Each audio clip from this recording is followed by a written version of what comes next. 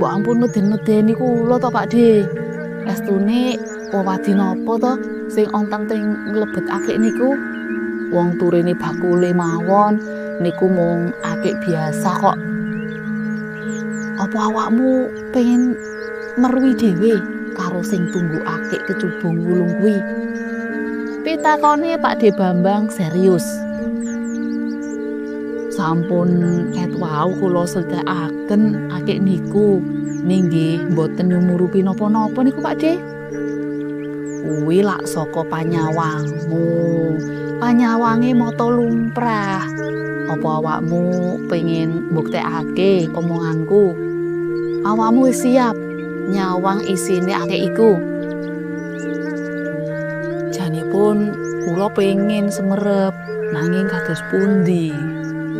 Pitakonku penasaran.